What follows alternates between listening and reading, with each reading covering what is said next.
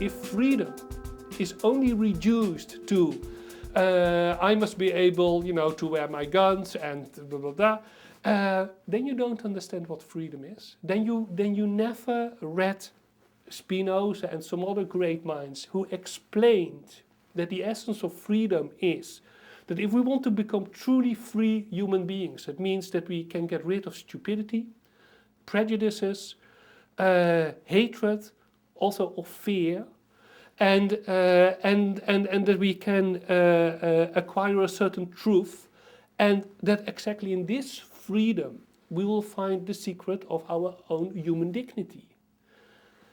Again, if we do not know what the true meaning of the word freedom is, if we do not know what the true meaning of the word democracy is, you're lost.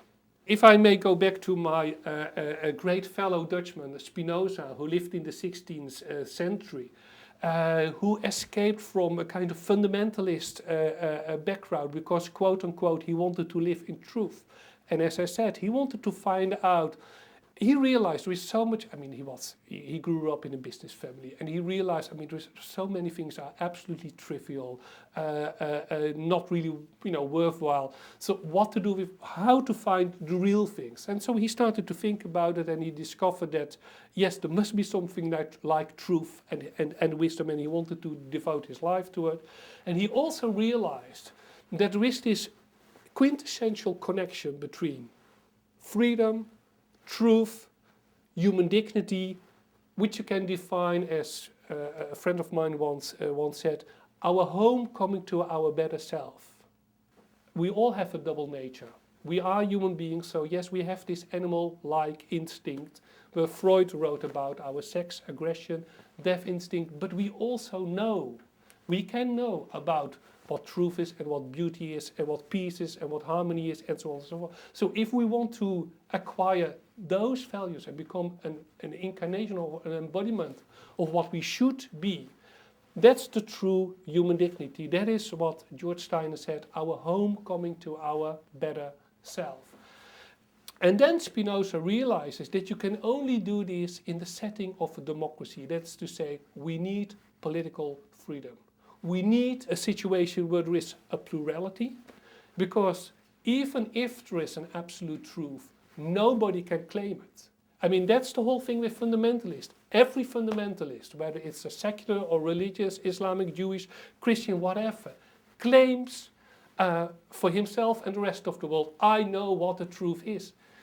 The interesting thing is that something can only be absolute when it's transcendental, when it's beyond time.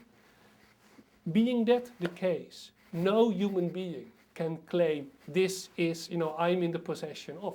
Spinoza realized that. So Spinoza realized, okay, we should never give up the idea that there is truth and that there is an absolute truth. But there are many ways to approach it, which means there have to be a plurality, and which this can only be the case if we live in a true democracy. Now, but this true democracy, and this is already a thing the Greek discovered, you can only have it when you're dealing with educated, more or less rational thinking, independent human beings, which is a whole series of words for one simple thing, true liberal education. Without true liberal education, you can never, ever have a true democracy. Because without it, this is Nietzsche, Dostoevsky, Ortega y Gasset, you will get the mass democracy. And in the mass democracy is a society deprived of spiritual values.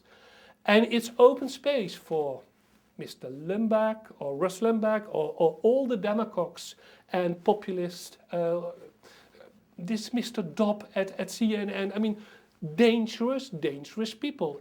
We have seen it in Europe all too well. Mr. Goebbels knew everything about propaganda. And it worked. Propaganda always works in a society where you have deprived people from the rational factor to be educated, to think for themselves, and to be related to certain spiritual values. So a mass society, we know from European history, is the first step to a totalitarian society.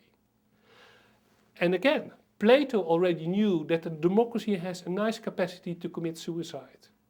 In Europe it happened twice, and there is no guarantee whatsoever that it will not happen a third time. There is also no guarantee whatsoever that it cannot happen in America. Of course it can happen here as well.